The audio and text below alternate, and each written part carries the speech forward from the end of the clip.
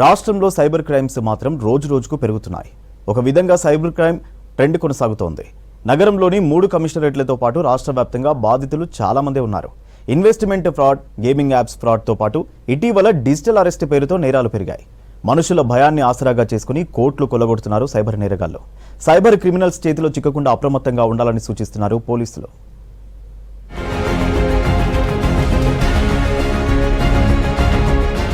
రాష్ట్రంలో physical offence కంటే cyber నేరాలు పెరుగుతున్నాయి.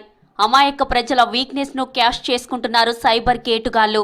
రోజుకో కొత్త తరహా మోసాలతో రెచ్చిపోతున్నారు. సైబర్ క్రైమ్ పోలీసులు ఎన్ని చర్యలు తీసుకుంటున్నా అంతకు మించి అడ్వాన్స్ గా క్రైమ్స్ కు పాల్పడుతున్నారు సైబర్ చీటర్స్. నిందితులను పట్టుకోవడం కూడా పోలీసులకు కష్టంగానే మారుతోంది. ఈ మధ్య కాలంలో డిజిటల్ అరెస్ట్ పేరుతో ప్రజలను భయాందోళనకు గురిచేసి డబ్బులు దండుకుంటున్నారు సైబర్ నేరగాళ్లు. ప్రజలు అప్రమత్తంగా ఉండాలని సూచిస్తున్నారు పోలీసులు. అయితే సైబర్ నేరగాళ్లు మేము ట్రాయ్ నుంచి మాట్లాడుతున్నామంటూ కాల్స్ చేస్తారు. మీ పేరు మీద సిమ్ కార్డులున్నాయి, వాటిని టెర్రరిస్టులు వాడుతున్నారు.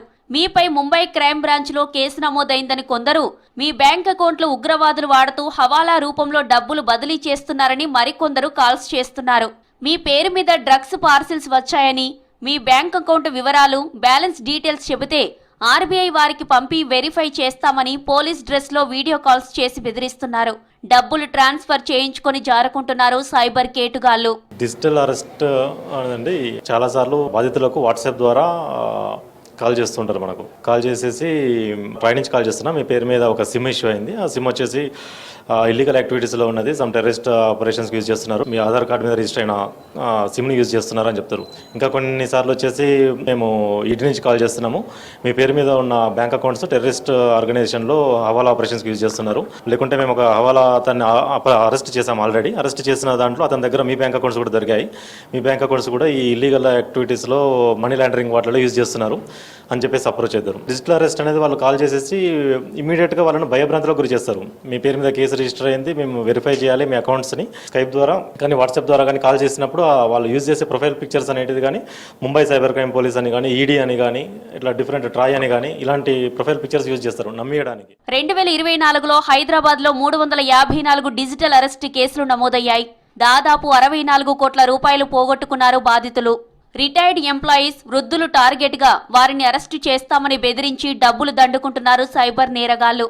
అసలు డిజిటల్ అరెస్ట్ అనేది ఉండదని, అలాంటి కాల్స్ వస్తే పోలీసులకు సమాచారం ఇవ్వాలని సూచిస్తున్నారు సైబర్ పోలీసులు. కంటిన్యూగా కొన్ని హవర్స్ టుగెదర్ కాల్స్ మాట్లాడుతూనే ఉండి వాళ్ళని ఒక రూమ్లోకి వెళ్ళిపోమని చెప్తారు. రూమ్ బోల్డ్ చేసుకొని లోపలికి ఎవరు రావద్దు, మీరు ఇప్పటి నుంచి డిజిటల్ అరెస్ట్లో ఉన్నారు, మీరు ఎవరికైనా కానీ ఇన్ఫర్మేషన్ ఇస్తే ఇమీడియట్గా లోకల్ పోలీస్ వాళ్ళు కానీ అందరూ వచ్చేసి మీ ఇంటికి వచ్చి అరెస్ట్ చేస్తారు, దానివల్ల మీదే ఇమేజ్ డ్యామేజ్ అవుతుంది, లోకల్గా మీ పరువు పోతుంది అని చెప్పేసి ఈ రకమైన బెదిరింపులు చేస్తారు.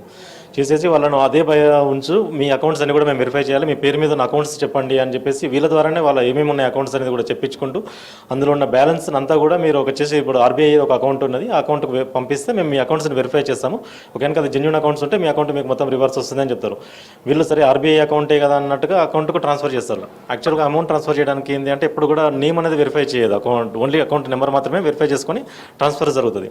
వీళ్ళు ఏం చేస్తారంటే account number fake account number, వాళ్ళ account number mule account number చెప్పేసి నేమ్ మాత్రము ఫేక్ నేమ్ చెప్తారు, ఇట్లా ఆర్బీఐ నేమ్ బ్యాంక్ అకౌంట్ అని చెప్పేసి చెప్తారు.